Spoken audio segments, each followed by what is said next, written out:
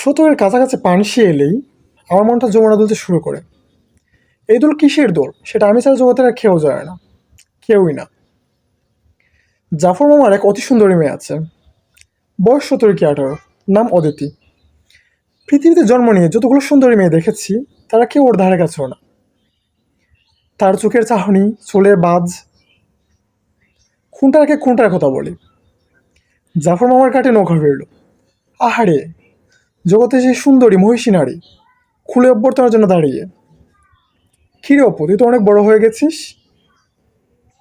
অদিতা আপার চোখ মুখে পৃথিবী পাগল করা হাসি।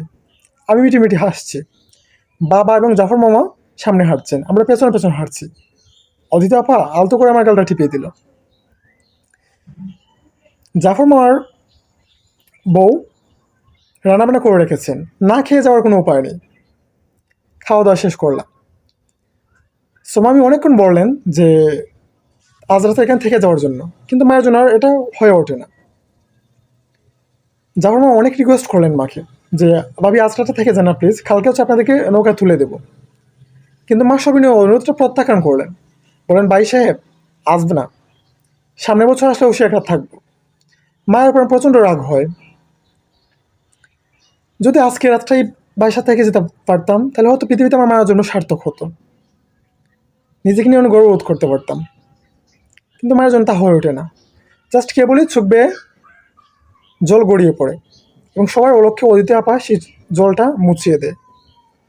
গেল বছর এরকম একটা দিন আমার জীবনে এসেছিল জাফর মামার বাসা থাকার। সেদিন ছিল পূর্ণিমা। অদিতি আপা আমাকে রাতে ওদের শান বাঁধানো পুকুর কাঠে নিয়ে গেল। খানিকক্ষণ আমার হাত ধরে আছে, গল্প করছে, গান শোনাচ্ছে, কবিতা শোনাচ্ছে। আমার মনের মধ্যে এক আনন্দের জিলি বয়ে গেল। জগতে সেই শ্রেষ্ঠ মহিষী নারী, যে কিনা আমার অনেক পছন্দ, আমার স্বপ্নের নায়িকা, সে আমার হাত ধরে আছে। তাকে আমরা বলার অনেক কিছু আছে, কিন্তু কিছুই বলতে পারছি না। তার কাছে আসার পরও জাস্ট কেবলই চোখটা জলে ভিজে যাচ্ছে, কিছু বলতে পারছি না। সবার অলক্ষ্যে ওইদেব আমার চোখের জলটা মুছিয়ে দিচ্ছে। তাহলে সে কি জানে আমার মনে ঝিলিতে যে হাওয়া বয়, সে একই হাওয়া কি তার ঝিলিতে বয়েছে? কি জানি।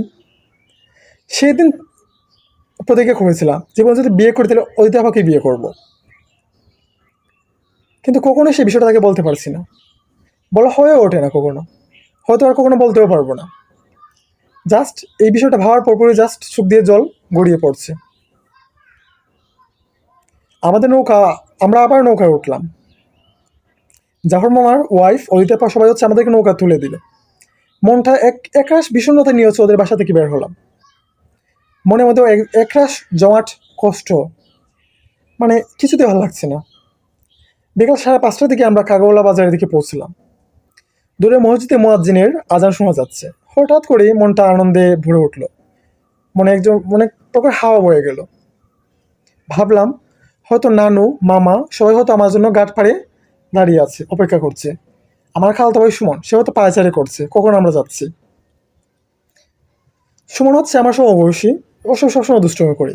তো যতবার হচ্ছে আমরা যাই ততবার ওরাও আসে এখানে।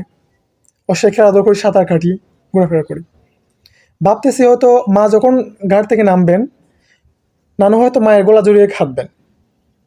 গ্রামের আশেপাশে মানুষগুলো হয়তো তাকিয়ে থাকবে, দেখবে, কৌতূহল নিয়ে দেখবে আমাদেরকে। ঘাটে নৌকা নামলো, সবাই হাঁটছি। অবাক বিস্ময়ে নানাবাড়ির ঘাট পাড়ে পুরনো শিমুল গাছটার দিকে তাকিয়ে আছি। কত বছর ধরে এই শিমুল গাছটা, এই পুরনো শিমুল গাছটা এখানে দাঁড়িয়ে রয়েছে। অপু, পেছনে কেন? বাবাটাকে চমক ভাঙে। আজ আপনাদেরকে আমি যে গল্পটা শোনালাম, যে উপন্যাসটা শোনালাম, সেটা হচ্ছে আমার প্রিয় একজন লেখক, প্রিয় একজন ব্যক্তিত্ব, আমাদের রাজাবাদ গ্রামের একজন আইডল মোহাম্মদ জাহাঙ্গীর আলম রানার মামার হচ্ছে এই গল্প উপন্যাসটা। এই উপন্যাসটা হচ্ছে জার্নি বাই বোট, এবং এখানে হচ্ছে এই গল্পটা কত সুন্দর, কত সুন্দর এবং সাবলীল ভাষায় উনি হচ্ছে গল্পটা লিখেছেন, রচনা করেছেন। আমি এখন তো অনেকবার এই গল্পটা পড়েছি। যখন 2016 সালে বইটি উনি আমাকে দিয়েছিলেন, তখন বইটা পড়ার পর অনেক ভালো লেগেছিল যে এত সুন্দর করে একটা মানুষ লিখতে পারে। এটা বোঝা যাচ্ছে বাস্তব জীবনের সাথে মিলে যায়। আমার কাছে, আমি যখন গল্পটা পড়েছিলাম আমার কাছে লেগেছিল হয়তো এটা আমার নিজের গল্প, এই ঘটনাটা আমার নিজের সাথে ঘটছে, ঠিক আছে, এরকম লাগছিল। এত সুনিপুণ ভাবে একটা মানুষ গল্প লিখতে পারে, মানে ভাবলে আসলে আনন্দে মনটা ভরে ওঠে। প্রাউড ফিল হয় যে আমার মামা, ঠিক আছে, আমার এলাকার মানুষ কত সুন্দর করে, একজন লেখক কত সুন্দর করে একটা গল্প লিখতে পারছে।